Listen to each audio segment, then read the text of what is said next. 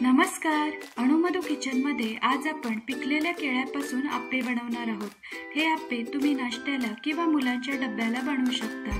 सोप्या पद्धतीने अगदी झटपट 10 मिनिटात तयार होतात आणि पौष्टिकही आहे। चला तर मग लगेचच रेसिपीला सुरुवात करूया।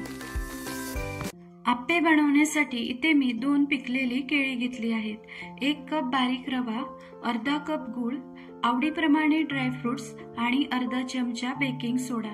आता एका मिक्सरच्या भांड्यात घालूया 1 कप बारीक रवा, अर्धा कप बारीक चिरलेला गूळ। तुम्ही इथे साखरही वापरू शकता। 2 पिकलेली केळी, तुम्ही इथे 3 केळी वापरली तरी चालेल। केळीचं साल काढून त्याचे तुकडे करून घ्यायचे। जास्त पिकलेली केळी असतील तरी चालेल। आता यात अर्धा कप पाणी घालून मिक्सरला बारीक वाटून घ्यायचे। हे पहा, याप्रमाणे स्मूथ असं बॅटर करून घ्यायचं आहे। मग यात आवडीप्रमाणे ड्रायफ्रुट्सचे तुकडे घालून छान मिक्स करून घ्यायचे।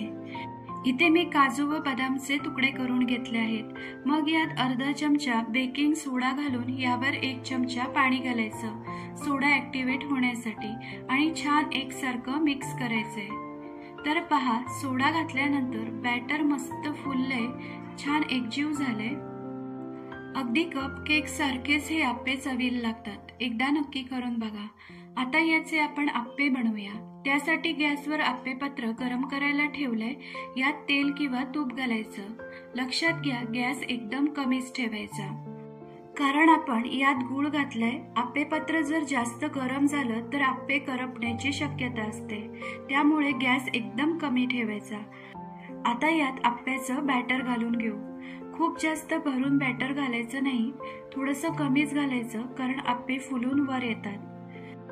आता यावर झाकण ठेवून फक्त 1-2 मिनिटं आप्पे वाफवून घ्यायचे। साधारण 2 मिनिटांनी चेक करूया। तुम्ही पाहू शकता, आप्पे छान फुलले आहेत, मस्त एका बाजूने खरपूस भाजले गेले आहेत।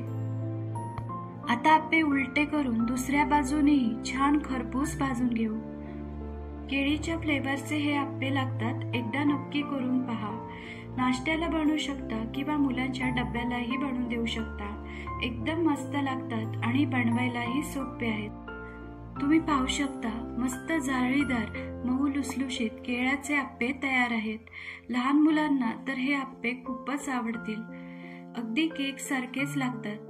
तर तुम्हीही अशा पद्धतीने केळ्याचे आप्पे एकदा नक्कीच बनवून पहा। आजची रेसिपी आवडली तर व्हिडिओला लाईक आणि शेअर करा, आणि आपल्या अणुमधू किचन या चॅनलला सबस्क्राईब करायला विसरू नका। पुन्हा भेटूया अशाच एका छानशा रेसिपी सोबत।